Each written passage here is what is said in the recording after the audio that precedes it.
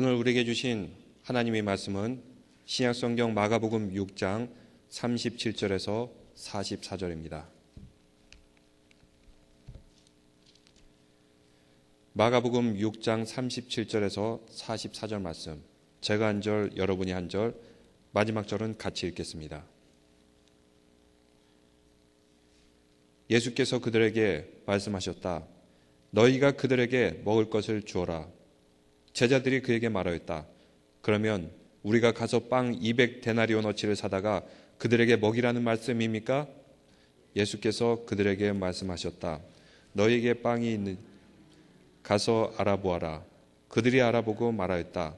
빵 5개와 물고기 2마리가 있습니다. 예수께서는 제자들에게 명하여 모두들 떼를 지어 푸른 풀밭에 앉게 하셨다. 그들은 100명씩 또는 50명씩 떼를 지어 앉았다. 예수께서 빵 5개와 물고기 2마리를 들어서 하늘을 쳐다보고 축복하신 다음에 빵을 떼어서 제자들에게 주시고 사람들에게 나누어 주게 하셨다. 그리고 그 물고기 2마리도 모든 사람에게 나누어 주셨다. 그들은 모두 배불리 먹었다. 빵 부스러기와 물고기 남은 것을 주워 모으니 12광주리에 가득 찼다. 빵을 먹은 사람은 남자 어른만도 5,000명이었다. 아멘. 오늘 말씀은 우리가 너무나도 잘 아는 오병이어의 말씀입니다. 최근에 파이프가 붕괴되어서 석유가 공급되지 않는다. 석유가 오른다. 이런 말을 들었습니다. 그래서 어떤 일부 주에서 보니까 가솔린이 소진되었다라는 그런 표시도 보이기도 합니다. 오늘 말씀처럼 그래서 사람들은 방황하는 것 같습니다. 34절 말씀에 보니까 이런 말씀이 있습니다. 여러분 34절 다 같이 읽어보겠습니다. 그리고 하늘을 우러러 보시고 탄식하사 죄송합니다. 6장 34절입니다. 다시 읽겠습니다. 예수께서 배에서 내려서 큰 무리를 보시고 그들이 마치 목자 없는 양과 같으므로 그들을 불쌍히 여기셨다. 그래서 그들에게 여러 가지로 가르치기 시작하셨다. 큰 무리가 뭐와 같다고요? 목자 없는 양과 같다. 이렇게 말하고 있습니다. 목자 없는 양의 특징이 무엇일까요? 갈 길을 알지 못해서 방황하게 됩니다. 헤매게 됩니다. 왜 백성들이 갈피를 못 잡고 헤매게 됩니까? 그것은 제한된 물질과 환경과 지식 때문입니다. 석유도 점점 고갈되어 가고 자원도 줄어가고 특히 파이프가 파괴가 되면 갑자기 기름값이 뛰기도 합니다. 아무리 비싼 돈을 주고 사고 싶어도 찾을 수가 없어요. 그러면 사람들은 방황을 하게 됩니다. 사랑하는 성도 여러분, 축복이 무한정 있고 자원과 재화가 한계가 없이 이렇게 충분하게 주어진다면 우리가 무엇이 부족함이 있겠습니까? 근데 실제로는 그렇지 않다는 것입니다. 오늘 말씀에도 같이 떡과 물고기가 한정없이 많다면 제자들이 팔방사방으로 헤맬 필요가 없습니다. 그런데 오병이어밖에 없기 때문에 떡 5개와 물고기 2마리밖에 없기 때문에 문제가 생기는 것입니다. 오늘날 살아가는 우리도 그렇습니다. 무엇을 입을까? 무엇을 입을까? 무엇을 먹을까? 얼마나 방황하고 있습니까? 특히 이 미국에 살고 있을 때 이민자로서 정말 더 여유가 없는 것 같습니다. 그 방황함, 그 분주함, 그 정신없는 생활의 모습. 그래서 우리는 정신적인 휴식뿐만 아니라 육체적인 휴식뿐만 아니라 영적인 휴식과 재충전도 절실하게 요구되고 있습니다. 우리가 계속 이리저리 방황하면 어떻게 됩니까? 에스겔서 말씀처럼 양이 이리저리 방황하게 되면 들짐승의 밥이 될 수밖에 없습니다. 마찬가지로 우리가 영의 양식을 제대로 찾아서 그 길을 가지 못하고 방황하게 되면 악한 영의 먹이가 될 수밖에 없어요. 그래서 성경에도 나오죠. 우는 사자는 두루 다니면서 먹을 자를 찾기를 원한다. 삼킬 자를 찾기를 원한다. 주님께서는 이러한 우리를 불쌍히 여기셨습니다.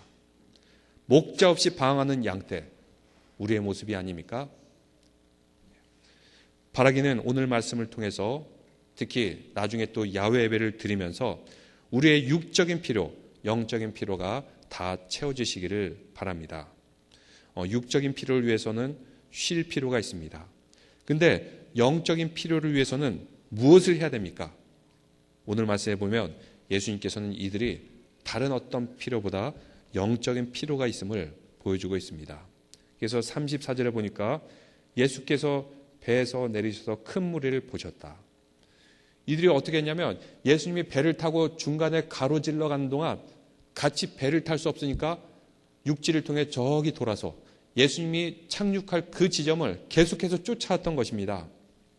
뒤따라왔던 것이죠. 근데 그 무리가 어떤 무리입니까? 그냥 군중 다수 이럴 수도 있지만 원어를 보면은 오클로스라는 단어를 사용하고 있습니다. 오클로스. 이 오클로스라는 단어는 어떤 사람들을 의미하냐면 회당에 들어올 수 없는 군중들을 의미하고 있습니다. 당시에 회당에 들어오고 또 이스라엘의 백성이란 개념을 갖기 위해서는 거룩한 사람, 그리고 율법을 지키는 사람, 이런 사람 뜻합니다. 그러면 이런 사람 이외가 되는 오클로스는 어떤 사람들일까요? 여성, 그리고 세리, 이런 사람들. 이런 사람들은 그 백성의 축에 들지를 못합니다. 회당에 들어올 수가 없어요. 죄인이라고 규정합니다. 한정을 짓습니다. 회당에서 예배를 드리고자 하나 그 드릴 권리가 박탈된 사람들. 그렇기 때문에 이들은 방황했던 것입니다. 영적인 말씀을 듣고 그리고 인도자를 받아서 바르게 살고 싶은데 이렇게 할 수조차 없는 사람들을 오클로스, 무리들 이렇게 말합니다. 왜 이들에게 목자가 없을까요? 그전엔 누가 목자였죠? 광야에서 외치는 자의 소리, 세례 요한이 그들의 목자였습니다. 세례 요한을 의지하고 세례 요한의 말씀을 듣고 그 말씀대로 영의 양식을 충족받았는데 이제 세례 요한이 헤롯에 의해서 죽임을 당했습니다. 그러자 더 이상 그들을 지도해주고 그들의 정신적인 지주가 사라진 것입니다. 그래서 예수님은 이들을 어떻게 생각하셨어요? 34절 말씀에 보니까 불쌍히 여기셨다라고 말하고 있습니다. 어떻게 보면 그들은 물질적으로 충족됐을 수가 있고 또 주변 환경이 충족됐을 수가 있습니다. 세리 하면 일단 돈은 많잖아요. 그런데 이런 사람들을 향해서 예수님께서는 불쌍히 여기셨다. 이 불쌍히 여기셨다 이 원어를 스프랑크니 조마이라는 단어를 사용하고 있는데 이 단어는 스프랑크논이라는 내장, 조마이라는 움직임. 어느 정도로 불쌍히 여기셨냐면 가슴이 막 떨릴 정도로 점이 올 정도로 이 사람들을 불쌍하게 여겼습니다. 왜죠? 영적인 양식이 없어서 방황했다는 것입니다. 하나님을 아는 지식이 결핍되어서 방황했다는 것입니다. 그래서 호세아 선지자는 4장 6절에 내 백성이 지식이 없으므로 망한다 라고 개탄했습니다. 물질적으로 풍족한 이런 선진국을 봐도 자살률이 높아요. 왜 그럴까요? 모든 것이 만족되고 충족되어도 영적인 양식이 공급되지 않으면 삶의 이유와 필요를 느끼지 못하는 겁니다. 왜 살아야 되는지, 왜 일해야 되는지, 왜 공부해야 되는지 영적인 양식이 채워지지 않으면 사람은 금방 무의미해지고 허무함에 빠지게 되는 것입니다. 이런 사람들이야말로 진정으로 불쌍한 사람들이다. 이렇게 말하고 있어요. 이 오병이의 기적은 마태, 마가, 누가, 요한 사복음서에 다 기록되어 있습니다. 공통적으로 기록되어 있어요. 거기서도 공통적으로 예수님이 이 사람들을 향해서 불쌍히 여기셨다라고 말하고 있습니다. 근데 35절, 36절에 보니까 이렇게 말씀하고 있습니다. 날이 이미 저물었으므로 제자들이 예수께 다가와서 말하였다. 여기는 빈들이고 날도 이미 저물었습니다. 이 사람들을 해쳐 제각기 먹을 것을 사 먹게 근방에 있는 농가나 마을로 보내시는 것이 좋겠습니다. 이 사람들은 영적인 양식이 갈급해가지고 정말 불쌍한 영혼으로 이 자리에 왔는데 제자들은 지금 밥 먹을 때가 됐으니까 보냅시다. 다 저쪽으로 마을로 보냅시다. 이렇게 얘기하는 거죠. 예수님은 먹는 게 중요한 것이 아니었어요. 이 순간만큼은 이들을 끝까지 붙들고 영적인 양식을 채워주는 것이 목적이었는데 제자들은 그 속마음을 모르고 그냥 보내버립시다. 이렇게 얘기하는 것입니다. 여기에 대해서 예수님께서 무엇이라고 생각했습니까? 제자들은 수많은 무리들이 모였을 때 군중, 다수 이렇게 말하고 있습니다. 여러분 군중 심리라는 얘기를 들어봤죠? 사람들은 군중으로 모였을 때 굉장히 우매해집니다. 한번 촉발하면 금방 데모를 일으키기도 하고 한번 촉발하면은 금방 겁먹고 도망치기도 하고, 제자들은 이러한 무리, 군중으로 이 사람들을 바라보았어요. 근데 예수님께서는 어떻게 바라보셨다고요? 한 사람 한 사람의 영혼을 불쌍히 여기는 마음으로, 스프랑크니 조마이, 이런 마음으로 소중히 여기셨던 것입니다. 여기에 대해서 예수님께서 뜬금없이 이런 얘기를 하십니다. 여러분 37절을 다 같이 읽어보겠습니다. 예수님께서 그들에게 말씀하셨다. 너희가 그들에게 먹을 것을 주어라. 제자들이 그에게 말하였다. 그러면 우리가 가서 빵 200데나리온어치를 사다가 그들에게 먹이라는 말씀입니까? 예수님, 말이 되는 말을 해야죠. 어떻게 이 많은 사람들, 이 200데나리온은 누가 말했죠? 요한복음에 보니까 빌립이 이렇게 얘기했다 그럽니다. 빌립이 계산이 빠르죠. 200데나리온어치를 사다가 먹여야 됩니다. 예수님은 너희가 먹을 것을 먹여라. 우리는 아무것도 없는데, 우리 먹을 양식만 겨우 가지고 있는데 어떻게 먹일 수 있습니까? 여기에 대해서 예수님께서는 뭐라고 말씀하십니까? 여기에는 예수님이 계획이 있었던 것입니다. 예수님께서 주신 명령에 대해 제자들은 세상적인 반응만 보일 뿐입니다. 동네에 가서 음식을 사 먹게 해야 된다.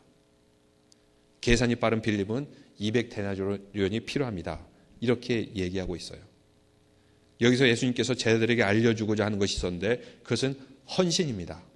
나를 드리는 헌신, 또 나를 희생하는 헌신. 다시 말하면 제자들은 그 광야에서 무슨 일을 해야 되고 그들을 어떻게 바라봐야 되는지 예수님께서 이 순간을 통해서 훈련시키는 것입니다. 5,000명에게 필요한 것, 이것은 빵을 먹이는 게 아닙니다. 이들에게 진정으로 줘야 될 것이 무엇인지 말하고 있습니다. 그래서 38절 말씀해 보니까 예수께서 그들에게 말씀하셨다. 너에게 빵이 얼마나 있느냐? 가서 알아보아라. 그들은 알아보라고 말하였다. 빵 5개와 물고기 2마리가 있습니다. 본문에는 이 빵 5개와 물고기 2마리가 어디서 나왔는지 얘기를 하지 않고 있죠. 어디서 나왔죠? 어린아이가 그 빵과 물고기를 주게 되는 것입니다. 빵을 어디서 살 수 있는가? 근데 여러분, 빵이라는 단어를 주목하여 볼 때 우리는 또한 예수님께서 광야에서 당하신 시험을 봐야 됩니다. 40일 동안 배고프고 굶주려 있을 때 사탄이 시험을 합니다. 자꾸 시험하는 것들이 많은데 사탄이 시험을 해요. 뭐라고 시험하죠? 이 돌을 빵으로 만들라. 이 돌을 떡으로 만들라. 이렇게 시험을 하게 돼요. 그때 예수님께서 무엇이라고 말씀하셨습니까? 사람이 떡으로만 사는 것이 아니요 하나님의 입에서 나오는 말씀으로 사는 것이다. 빵이 중요한 것이 아니라 하나님께서 주시는 영적인 양식이 훨씬 더 중요하다. 이렇게 예수님께서는 말씀하고 있는 것입니다. 그래서 38절 말씀은 바로 그러한 의미가 있습니다. 너에게 빵이 얼마나 있느냐. 쟤들이 겨우 이렇게 구해서 가져온 것은 바로 물고기 2마리와 보리떡 5개. 이것을 가져오게 되었어요. 우리가 살아야 되는 것은 이런 육적인 양식보다 더 중요한 것인데 그것은 영적인 양식, 하나님께서 주시는 그 양식이 훨씬 중요하다. 이렇게 말하고 있습니다. 그런데 오병이어, 보리떡 5개와 물고기 2마리. 이걸 말할 때 요한복음은 이 물고기를 뭐라고 사용하냐면 여러분 헬라어로 성경에 일반적으로 기록할 때 물고기는 익수스라는 단어를 사용합니다. 많이 들어봤죠? 익수스라는 단어. 물고기를 지칭하는 헬라 원어예요. 근데 요한은 잘 관찰해서 말하는데 그 물고기가 옵사리온이다. 이렇게 얘기를 합니다. 물고기인데 옵사리온이라는 단어를 사용해요. 그럼 익수스하고 옵사리온은 어떤 차이가 있냐면 보통 이제 물고기는 성경에서 물고기를 잡으면은 그냥 잡아오고 그리고 아주 작은 치어들, 그 어린 물고기들은 다시 바다에 놔줘라. 왜냐하면 그래야지 양식이 번성할 수 있기 때문이에요. 근데 사람들이 볼 때는 이것이 잡아도 되는 물고기인지 아니면은 그냥 다시 놓아줘야 될 물고기인지 좀 애매한 물고기가 있어요. 이것을 어떻게 하냐? 이것은 그냥 해변가에 툭툭 던져둡니다.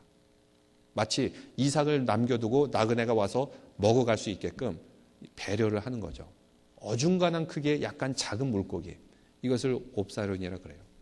그러니까 그 아이가 가져온 그 오병이어가 무엇인지 짐작을 할 수 있겠죠. 이 아이가 넉넉해가지고 엄마가 싸준 정성스러운 도시락이기보다는 이 아이도 그렇게 형편이 넉넉하지 않았어요. 보리떡 5개, 보잘것없는 음식과 물고기, 작은 물고기 2마리. 그냥 자기도 간신히 먹을 수 있는 이런 음식인데 이 아이가 어떤 마음에서든지 이것을 예수님께 드린 겁니다. 사람들한테 드린 거예요. 그 마음이 참 거룩하지 않습니까? 제가 그 TV에 보니까 CBS 이브닝 뉴스 그리고 금요일마다 온 더 로드라는 한 3분짜리 짧은 영상을 합니다. 그 스티브 하트만이라는 기자가 미국 전역을 다니면서 아름다운 스토리를 발굴해내요. 근데 거기에 이런 이야기를 들은 적이 있습니다. 한 아이가 있었는데 이 아이는 몇 년 전에 이라크 전쟁 때 갓난아기일 때 아빠가 전쟁에서 돌아가신 그런 아이였어요. 이 아이는 마음이 어땠겠어요? 아버지가 없이 자랐어요. 아버지를 모르고 자랐어요. 그러니까 아버지를 참 이렇게 그리워했던 그런 아이예요. 여러분 아이가 그렇지 않겠습니까? 근데 어느 날 이렇게 식당에 가려고 하는데 아마 그 골든코랄 이런 식당이었던 것 같아요. 이 영상을 딱 보여주는데 가다가 차에서 내린데 주차장에서 $20짜리를 준 겁니다. 너무 즐거웠어요.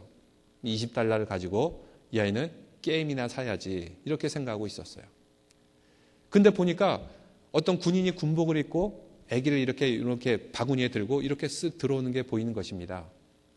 그러고 나서 이 아이가 이 포스트잇에 메모를 써가지고 우리 아버지도 군인인데 참 군인으로서 나라 봉사하는 것이 너무나도 참 감사합니다라는 그런 용지를 쓰고 $20짜리를 그 군인한테 탁 주고 가게 됐어요. 이 군인이 이걸 받아보고 어떤 생각이 들었겠습니까? 너무나 참 감동적이었죠. 그래서 그 아이가 준 메모를 항상 자기가 근무하는 그 사무실에다 책상에다 붙여두면서 이 아이가 준 고마움을 잊지 않으려고 한다는 것입니다. 근데 이 스토리가 많은 사람들에게 알려지게 되었어요.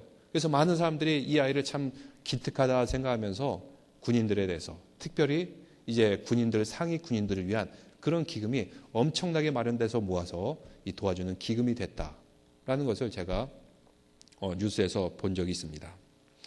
바로 기적은 어린아이의 작은 헌신이라도 하나님께서 귀하게 들었을 때 일어난 줄 믿으시기 바랍니다. 결과가 어떻습니까? 이 아이가 오병이어를 주고 났더니 아무리 물고기를 떼어주어도 아무리 떡을 떼어주어도 모자람이 없는 것입니다. 계속해서 많아주고 떼어도 또 주고 또 주고 모든 사람들에게 다 주고도 남습니다. 여러분 왜 남습니까? 우리가 하나님께 드리는 그 헌신은 아무리 작게 보여도 세상 사람들이 적다고 해도 절대로 모자람이 없는 줄을 믿으시기 바랍니다. 오히려 넘치고 풍족하다는 것입니다. 가득 채우고 넘치는 것입니다. 그래서 우리는 문제를 바라봤을 때 이 문제를 바라보는 것이 아니라 예수님께서 또 어떻게 하셨죠? 41절 말씀 다 같이 한번 읽어보겠습니다.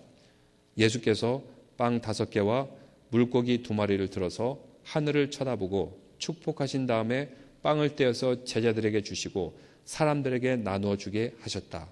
그리고 그 물고기 2마리도 모든 사람에게 나누어 주었다. 지금 이 적은 것을 가지고 5,000명을 바라보면 한심해요.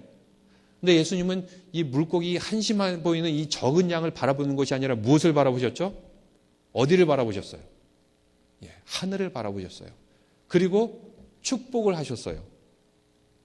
그리고 나서 사람들에게 나눠주니까 배불리 먹고도 12광줄이나 남았다. 라는 그런 얘기를 해주고 있는 것입니다. 바로 이것이 하나님 나라의 은혜와 축복입니다. 우리도 살아가면서 때로는 이거 너무 적어 보인다. 이 뭘 하냐? 이렇게 보일 때가 있어요. 지금 일부 예배도 참 이 교회당에 보면 너무 이렇게 적은 수가 있는 것 같지만 저는 절대로 그것 때문에 적다는 생각 안 하고 약하다는 생각을 안 합니다. 하늘을 우러러 볼 때 바로 여러분들을 통해서 하나님께서 큰 역사가 나타날 줄 믿습니다. 하나님께서 여러분을 통해서 놀라운 사역을 이룰 줄로 믿습니다. 수가 많고 적음보다 더 중요한 것은 우리가 하나님을 보는 것입니다. 하늘을 우러러보고 또 이 적은 것이라도 축복하는 것이에요. 얼마 전에 여기 있는 분들은 다 믿음이 좋으시니까 제가 이런 얘기를 해도 될 것 같은데 어느 타주에서 오신 분이 계셨는데 이주하느라고 참 공을 많이 들이고 또 어떤 집사님은 이사 오느라고 수고했다고 막 음식까지 저녁에 그날 VBS 하느라고 힘든데도 음식까지 이렇게 주고 이렇게 정성을 다했어요. 근데 우리 교회에 딱 오시더니 이분이 너무 작다 하면서 막 우리 교회가 너무 작다 하면서 놀래면서 딴 교회로 가는 그런 일이 있었습니다. 근데 그 순간에 저는 참 마음이 좀 이렇게 좀 안 좋았어요. 야, 우리 교회가 이렇게 작은가? 이 놀랄 정도로 이렇게 작은가? 한 몇 시간 동안 마음이 안 좋았어요. 그러고 나서 좀 다른 생각이 들기 시작했습니다. 아니, 이렇게 보면 저 대도시의 큰 교회에서 있다가 여기 오면은 보잘것없어 보이는 그런 교회지만 우리 교회를 헌신하고 수고하고 사랑하는 이런 분들은 과연 어떤 분들인가? 어떤 분들이죠? 정말 하늘을 우러러 감사하고 축복하고 제가 섬겨야 될 매우 소중한 성도들이다 하는 것을 제가 다시 깨닫게 되었어요.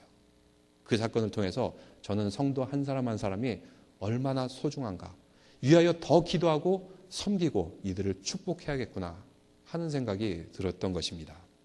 그래서 우리는 세상을 바라보는 것이 아니라 오병이어든 아니면 12광주리가 남는 그런 물고기와 떡이든 이것보다 더 중요한 것은 예수님께서 가르쳐주신 하늘의 양식, 하늘을 우러러보고 매사에 축복하고 감사하고 풍요롭게 넘치는 성도들이 되시기를 바랍니다.